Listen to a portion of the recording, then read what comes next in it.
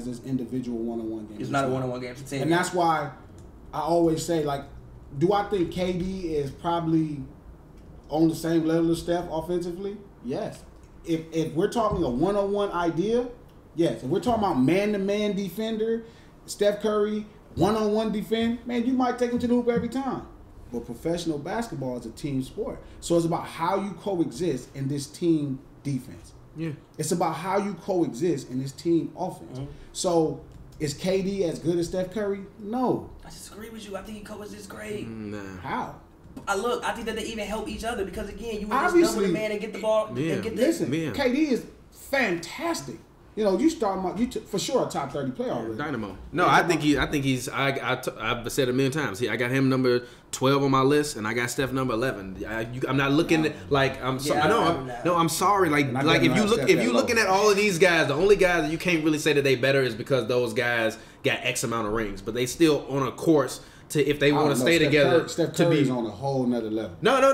But that's what I'm saying. But even with that, Steph Curry's already on a whole nother level. This finna be, if they get there this year, what is it? What would it be? Four straight years getting to the 4 straight years getting to the finals, and it's 5 straight years getting to the finals, and it'll be 4 rings. LeBron is 3 and 6. I mean, no. What I'm saying is So all I'm saying is if we're using championships to measure players one-on-one and all of it, then you also have to equate where these guys are in their run compared to what all of those guys historically have already done. If they already on pace to be better than these guys already were, and we seen them do it and change the game and revolutionize the game in ways that have never been done, sometimes people just get better. Like that's the whole point of evolution. Sometimes some players are. You have to. I don't compare how Steph would do against Bob Cousy in a one-on-one imaginary game. Exactly. Again, that's imaginary. That would actually be kind of fun to watch, though. Your decade. Yeah. You have to dominate your era. He did. So you have to compete with the athletes in your era because you're an athlete of your era. So when you say Steph Curry, anything out of the top 10, I can't think of 7 players who have more of an impact on the universe, the basketball universe, than Steph Curry. But see, I don't think he dominates the era without KD. He already did. No. Yeah, he already did. No. He's already he went to the finals back to back. But I don't think you get to the. But look, I don't think if KD leaves that they beat them the next year. I literally don't. Listen, I'm telling you. I just look. That's imaginary. Listen, imaginary. I understand. I feel you. He lost to an all-time great the second year. Let's not even talk about injuries because we start talking about injuries. This be going which is why I don't even give him. I don't say he choked nothing like that. Like he just got beat by LeBron. Yeah. But I'm saying let's talk about a guy that's a back-to-back MVP. Yeah. A champion. Yeah. In his first 5 or 6 years, he was destined to do what he's doing. This has shit to do with Kevin Durant. Kevin Durant is the luxury. Yes, I've said that. Thank you for saying this because I've said it a million times. And the best part about this is a fact. This is a fact. Kevin Durant had been in the NBA for a long time, but he had never played on a team that was as good as this team. This team is not. You can come back to HoopsNBrews anytime. Let me tell you what makes a team good. Not having Kevin Durant makes a team good.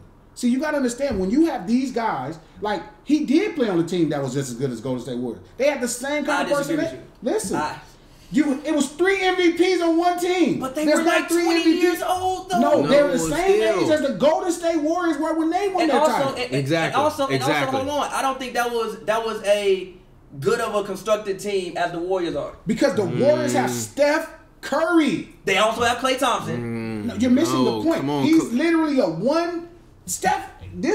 Klay is literally a one-dimensional talent that's developing. A one-dimensional used to be. I disagree with that. I disagree with that. How can you say that? How can you say that when he? I mean, when he plays defense and he's the second greatest shooter of all time? Nah, I disagree. Not like Klay. No, not like Klay. And I'm not even the biggest Klay fan, but Draymond Green is a second-round pick. The last pick of the second round. He's not the last pick of the second round. He's a second round pick, but not the last pick. It wasn't. Was it like 31? It wasn't that damn late. It was like 35th or something like that. Draymond Green. It wasn't the last pick. I think it was the last pick in the second round, wasn't it? Bro. Draymond was the 35th pick in the second round. No. He was like the third pick in the second round or the fourth pick in the second round. Was it third pick, 35th? Yeah, it was 35th. First or second round? It's the second round. Second round. Oh no. Yeah, he's 30. He was the 35th overall pick. So he was like the yeah, fourth pick in the second round. Still, he wasn't that bad. These guys weren't fantastic college. It's one guy. Hold on. Draymond did come off a Final Four appearance. I didn't say he wasn't a good player. But he's not fantastic. He was good though. He was on the bench when Mark Jackson was there. The player in college was Steph Curry. I mean, but Clay's a lottery pick. I'm not saying Bogut was the number 1 pick. They had talent on the roster. To be fair to Clay, Clay basically got caught smoking weed. Do you want to compare that to what OKC had on their roster? Yes, I think they had a better constructed team. It's 3 MVPs. But that don't mean it's a better team. And I'm telling you, the only thing that what make a team Steph Curry ain't even top 10 in touches. Somebody who can allow people to coexist. Steph Curry's not even top 10 in touches. KD is a rough person to coexist with because he's a front court guy that plays back court. Is he really a rough person to coexist with? Yes. Yes. You don't think any other player in the NBA could coexist? Okay. No. Wait a minute. KD's a number. No, but this is the thing. KD's a number 2. Like, we got to stop acting like Kevin Durant since he came to Golden State is not a number 2. He's a number 2. He's been a number 2. Klay Thompson has been a number 3. Let's be real here. Yeah, let's be very real here. LeBron James didn't go to Cleveland and become Kyrie Irving's number 2. Kevin Durant. Stop. Let's be real. Stop it. Kyrie was always number 2. LeBron was always number 1. I'm sorry, man. LeBron was always number 1. No, hold on. Wait. No. Look. I watched every single Cleveland game. There was points in time. But we still talking about MVPs. Like, so let's just focus before we go to this crazy. KD even averaged 5 less touches than Steph. He's a number 2. I mean, yeah, he's a number 2. No, but Steph is supposedly a more ball dominant player than Steph Curry. No, I disagree with that because KD can play around the ball. I'm saying when you start talking about KD is a fantastic. I don't want this to be like I think. You think KD is great, but you think that Steph is just on a different level. It's not even close. It's just like the game will never change for Kevin Durant. It never will. That's fair. The game has to change for Steph Curry. That's fair, but I don't think that makes you a better basketball player, though. Literally, what do you want to decide is better at basketball? If I won titles without you, you needed me to win titles. But they needed each other because I don't think No. I already won a title and I was already a 2-time MVP. I understand. And you had your chance to win the title in the same position I was, and you didn't. But again, for one, you weren't playing MVPs. Yeah, but they weren't MVPs then. And also, I don't think that's and the best Draymond Green wasn't team. A defensive player of the year then. But he was and still Klay Thompson wasn't the second greatest shooter. But they fit within the team better than what the guys you had at OKC. No, but he was at the head. Because Steph Curry, Magic Johnson, Michael Jordan, Bill Russell, and Tim Duncan, you can build teams around them. They understand the dynamics of playing with other people. I agree. Listen, you got to remember, Kevin Durant had possibly the most physically gifted point guard in the NBA. I mean, yeah, but he didn't have the... Listen, and left him for probably the least physically gifted. That's... no, he's not. No, he's not. Stop. No. Nah, Steph can... What he gets like... He can like squat 400 Yes. I mean... Steph is... No, wait. I mean... No, wait. Hold on, wait. Stop. Hold on, wait. Because I hear people do this. The man that had 2 ankle surgeries still windmilling. And he's 6'3". I'm not knocking him saying he can't jump, but I'm just saying let's start talking about. He got physical gifts. Let's start talking about the point guard. He not rough, but he got physical gifts. Remember, he was. I think Russ is the most. I think Russ and LeBron are the 2 most physically gifted freaks I ever seen. Wait. Now. So you saying Mike Conley got more physical gifts than Steph? Now look how low you went down to Mike Conley. Mike Conley's a very good point guard. He ain't never been an all-star, man. Kemba got more physical gifts than Steph. Listen, once again, now you're talking about a new point guard. Okay, so. Let's talk about Lonzo Ball. I mean, yeah, but Lonzo's also one of the most physically gifted point guards. To be fair, no. Have you heard his Lonzo Ball take? Tell me your Lonzo Ball take. Yeah, I said I would rather build a team around Lonzo. In theory, a team around Lonzo Ball than Steph Curry, because I don't believe in building teams around people that's under 6'4", and I think that Lonzo can dominate the game in every single aspect. Except Steph Curry. If it was any others, I'll build a team around Lonzo Ball before AI, before I would never build a team around Isaiah Thomas.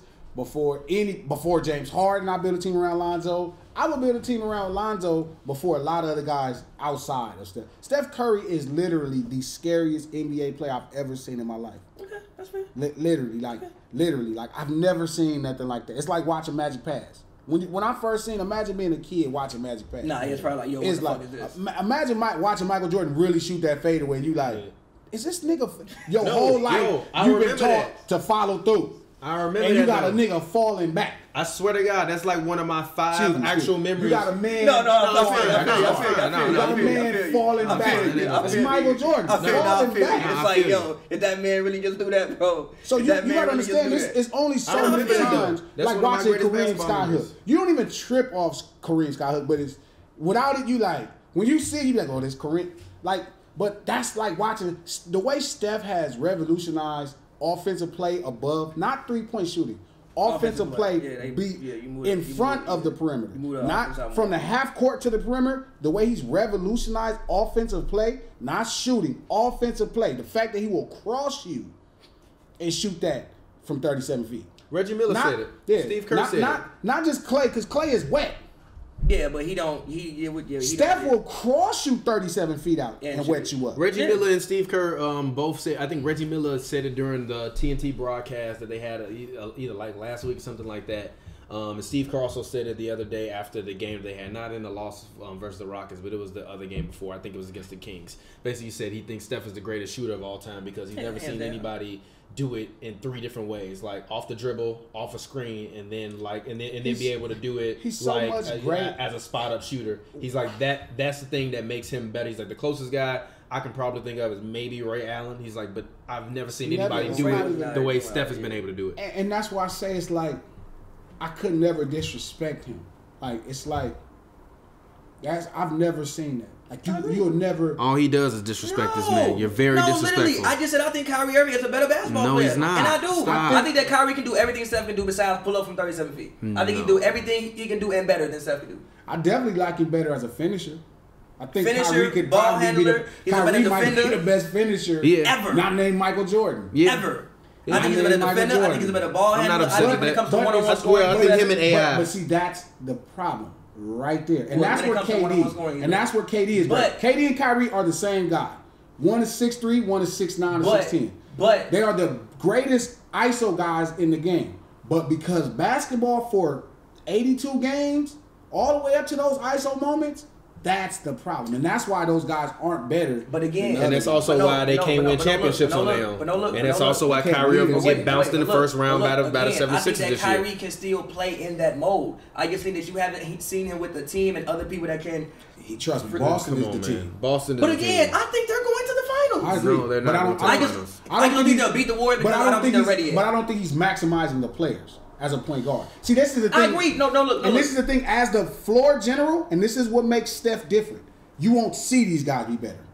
If Draymond left, he'll never be better. If Clay left, he'll never be better. I don't give a whatever you do. If Clay left, he'll never be better unless he goes to a team where he's literally taking all the shots. I don't care. Then I think he'll average 25. No, I don't 100% he won't. Not with Draymond. Draymond, no. But Clay, I think that there are many teams that Clay could fit in and do the exact same thing he's doing. No, he can't. Because you don't have the threat of somebody that's the scariest player from the 3-point line. I disagree with that. Nah, if you put Clay on Portland, with Dame, they gonna be crazy. On Philly, it's not with the Lakers. You could put him with. How would you put him with the? You put him at the 2. You would literally tell him to do what you wanted Ski to do. Yeah, but get rid of Ingram or put Ingram on the bench. Literally, you don't understand what happens for him with this. You don't understand what happens for him with Steph Curry on the floor.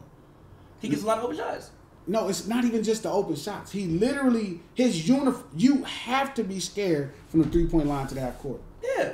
Like, without that, like, if he had to play the game like Reggie Miller, he'd be Reggie Miller. We gon' slide.